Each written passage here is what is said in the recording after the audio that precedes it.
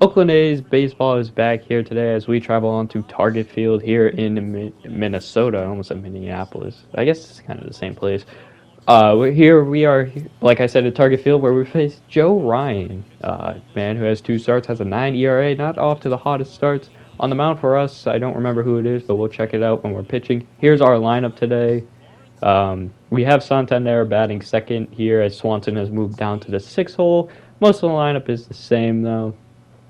Starting off 3-2 count, it's Bo Karlik swinging at a fastball high for out number 1. Santander, who's been not having a great year, but a better year than Swanson, so now he's batting second. He gets a hanging pitch and he drives it deep to right field, but not far enough as Buxton catches it at the warning track for out number 2 there. And now we head over to Austin Meadows. And Meadows here on a 3-2 count will hit a fly ball on another hanging pitch deep to center, or I guess not really deep, but it's out number 3, and the Oakland A's get nothing. Jumping over now to the Minnesota lineup. As you can see, Minnesota still has a weird way of constructing their lineup. It's yet again a year where Sano is killing it, and Buxton is batting 7th. We actually have Gunnar Hoagland on the mound today in a 3-run count to Luis Arias. He drills one into the left center field for extra bases. It'll be a leadoff double here for Minnesota. And I think it shows it's like its 5th or something double, 4th. Next batter up, Carlos Correa here. And he hits a dribbler down to Zach Jaloff for out number 1. Runner stays at second, which will bring up Jorge Polanco, the 3rd hitter. And he hits it back up the middle for a base hit. Arias rounding 3rd, he will run home, and Maciel's throw is not in time as Minnesota takes the early 1-0 lead. Now Miguel Sano, who's off to yet again another hot start. They tried to run with Jorge Polanco, and he's gunned down. And now in a 3-2 count, back to Sano. He swings and misses through a slider to get out of the inning. With the 1-0 lead for the Minnesota Twins, we jump to the top of the second. Here is Zach Jaloff. And he takes, I guess, ball 3. I don't know why I didn't cut that part out. But anyway, 3-2 count. Joe Ryan's pitch. Jaloff just misses on the slider away. Gets out number 1. Joe Ryan off to a hot start here. You'll see Rougned Odor now 3-2 count. And he swings and misses. So another strikeout here for Joe Ryan. We'll jump now back to the bottom of the second where Trey Mancini, now Minnesota Twin, he strikes out on a changeup from Gunnar Hoagland. And then here's probably the Twins' hottest hitter right now, and Jake Cave, 3-1 count. He rips one to left center field for extra bases. It'll be another easy double for the Minnesota Twins. As this is Jake Cave, who I think was batting like 450 going into that. He's having a great year so far. We get Buxton. I think he walks, and 3-2. Gary Sanchez hits one to right field for a base hit. Jake Cave rounding 3rd. Santander's throw not in time and off the mark. Minnesota takes a 2-0 lead now. But we'll eventually get out of the inning as Hoagland here. Forced a fly out. Oh, no, he doesn't. I guess I was wrong. They score another run. I thought that was the last out of the inning, but it just lands right in front of Maciel. And so now we jump over to the 4th with a 3-0 lead for Minnesota. Here's Bo Karlik. He's going to bloop one over to left field, and that will barely land for a base hit, which is exactly what I want from him. I don't want no power swings or anything like that. Santander now up, and he hits one to left center field, and that will be extra bases for Anthony Santander. Bo Karlik, with his speed, he will get home just in time. It's 3-1 as Santander's first double of the year brings it down to a 2-run game here. Go two batters later to Zach Jaloff here, and he has a horrible contact swing, but it lands just in front of second base, and that will score the second run. So now Oakland makes it a 1-run game. Here, back in the bottom of the 4th, is Jake Cave again. He's a killer. He's going to drill one to right field, and that's going to be another easy double for him. His second double of the day. I think it's his 5th or 3rd. I don't know. On the year. 3-2 now. Buxton is up, and he gets a hanging pitch, and he does not miss it. Drills it to left field, and the Minnesota Twins take a 5-2 lead on Buxton's, I believe, second home run of the year. I still don't know why he's batting seventh here. I mean, I guess I don't care. It's not my team. But come on, you're batting your best player seventh. Makes sense. Here we go later on. Carlos Correa will get out of the inning after a walk to Arias or something. But not after Buxton already did damage. Here's Shea Langeliers, who's starting over Soderstrom today. He hits a base hit right up the middle. His, I think, first hit of the day and his second at bat. Nothing comes of it though, so Paul Blackburn comes out now to eat some innings up really. His first batter is Jorge Polanco, and he gets him looking silly on a sinker away. Out number one, now it's Miguel Sano, who I'm pretty sure is 0 for 2 with 2 strikeouts. Barely moves his bat, but went for strike 3. I don't care. We'll take it. 2 down. Trey Mancini now, 3-2 count. He hits a fly ball to Gabriel Maciel in center. And Paul Blackburn's first inning of work is a good one. Jump over now to the top of the 6th. 3-2, 1 out at Anthony Santander. And he hits one I don't know what am I trying to say? There we go. Correa tried to make a diving stop. Couldn't get it. Santander beats it out. This whole section here is just unedited. Next batter up, Austin Meadows. He hits one to right field. Back-to-back singles here for the Oakland A's. Brings up Zach Jaloff, who for some reason I was batting cleanup in this game. I don't know why. But he's 0 for 2 on the day. 2 runners on, 1 down. Kenta Maeda, by the way, the pitcher. And we get another base hit to left field. So now the bases are loaded, bringing up, I'm trying to think who our 5th hitter was. I cannot remember. I want to say Shang Langeliers, but I have no clue. They call on Devin Smeltzer. And Ruben Odor is our 5th hitter. 2-2 count. He dribbles one just past the diving glove of, I want to say Sano was playing third. But I still have no clue. Which scores one. It is now 5-3 Minnesota. Now Dansby Swanson's up. And he rips one right back up the middle for a base hit. And that will score another. So still the bases are loaded with 1 down. And Oakland makes it a 1-run game. And now Shang Langeliers comes up. And he hits a fly ball to left field. Jake Cave will camp under it. Meadows will test his arm. The throw comes to the plate, but it's off the mark. Still almost gets us there, but it is now a tie game here at Target Field. We eventually get out of the inning on an unlucky ground ball there. Would have been an easy single for Lawrence Butler, but it hits Smeltzer at the mound, and then he throws it over to third.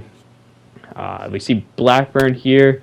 Almost gets out of the bottom of the 6th, and then Kepler just gets a hanging curveball that he does not miss. And Minnesota takes the lead right back in the next half inning. 7-5 now. Kepler's first homer of the year. We jump all the way to the 9th because that was basically it for the game. Oakland 3-2. Santander can't get anything going. And the Minnesota Twins win 7-5 here. I believe Blackburn actually gets the loss here. I don't know who gets the win. Smeltzer gets the win. Luis Arias gets 2 doubles on a 3 for 3 day. He's the player of the game. Notable players are Santander, Langeliers, Jaloff, and Odor. And for them, Arias, Jake Cave, Byron Buxton, who was only 1 for 4, but Max Kepler, who kind of separated this game. Now we head back home to Oakland as we take on division rivals, the Seattle Mariners.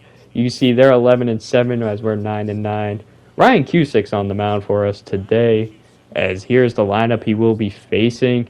A very good Seattle Mariners squad here. They did lose Haniger, but they added Max Muncy. And just a whole team that can definitely hit the ball. So you want to be careful hitting with them, or pitching to them, I should say. Top of the first here, it's Adam Frazier will start off the game with a bloop single. And that will call upon J.P. Crawford now. And in a 2-2 count, J.P. Crawford gets a pitch. And he just looks at a fastball, basically right in the wheelhouse. But whatever, we go now to Jesse Winker. 1-2 count. and he hits a line drive to center field. That is Albert Elmore Jr. playing out there today. And he gets the ball. So 2 outs in the first, and then Cusick just left too much, or the ball over the plate too much, and Max Muncy doesn't miss it. In Seattle in the first inning, gets on the board early on Max Muncy's second homer of the year. We now jump to the second, and you can see just the runs keep coming. I did not see who it was, but that is Ty France running to third. Alomar tries to get it in, and France holds up at second. Eventually, the bases will get loaded as Adam Frazier hits one to center field. Alomar having a busy day out there so far in 2 innings. France tags up, and it's just not in time. Seattle will have the 3-0 lead as I jump back to the first inning to see how our first inning of work for our bats did against Marco Gonzalez. Just nothing going on here. Scott Kingery lines out. Bo Carley got a ground out. Now we call him up to Austin Meadows, and he grounds out to a Gold Glove shortstop in J.P. Crawford, which becomes the story of the game for the Oakland A's, grounding out to anyone. But really, they kept grounding out to J.P. Crawford. We now jump to the second, where it's Albert Elmore Jr., who's off to a hot start this year, and he keeps his hot start going. Over the head of the first baseman, Julio Rodriguez, I believe, is playing right. He gets the ball, but he just can't get it in time. And that's a double for Albert Elmore Jr. Dansby Swanson now 3-1 count. He tries to drive it in, and he does. A single back up the middle. It is Alomar. Yes, Alomar rounds third. He heads home. And Dansby Swanson makes it a 3-1 game yet again. I feel like he's always getting these RBI singles here. Nothing goes on as we jump to the 5th inning. Cusick had a rough first 2 innings, but he eventually got a nice 5-inning outing. That was his last inning. We'll check on who comes in next as we go back to our bats here. Bottom of the 5th, it's Jonah Bride, the first baseman against lefties. A good diving stop here by, I think that's Suarez, but he can't get it over to first in time as Jonah Bride gets an infield single. They actually did call him out, but I challenged it and he was safe.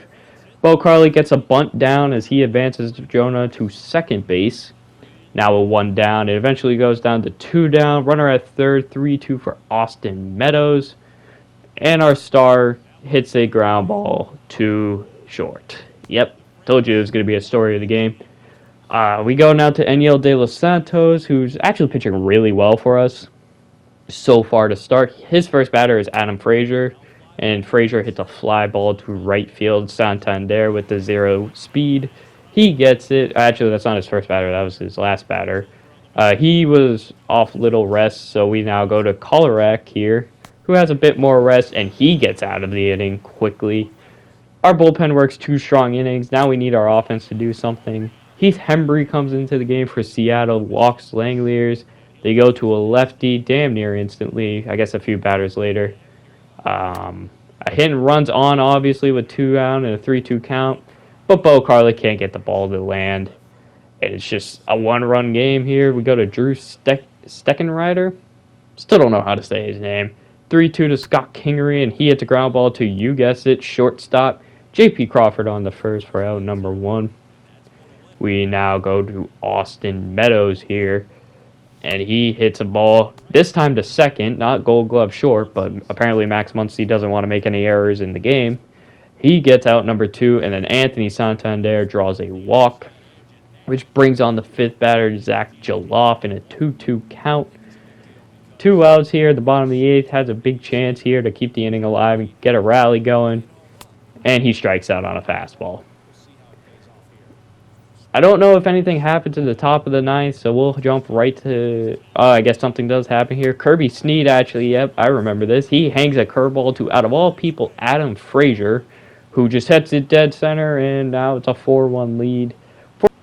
Next batter up is, well, I guess I might be 2 batters later. It's Jesse Winker, who he goes lefty-lefty against Kirby Snead, who, again, is not having a great year at all for us. He's been rocked every time.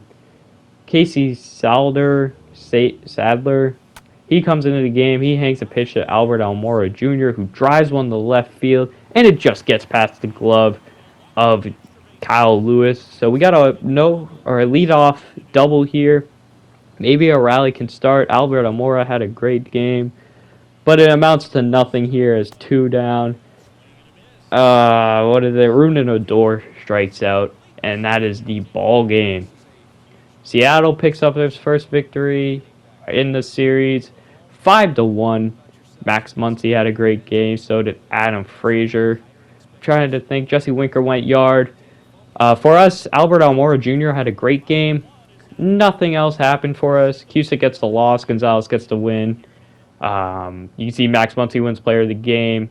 Him, Winker, and Frazier really killed it. For us, Alomar did well. Jonah Bride actually went 2 for 3. Swanson did all right, and Santander did fine. Thank you guys for watching this episode of Oakland A's Baseball. Tune in next time to see a couple more games, and until next time, I'll talk to you all later.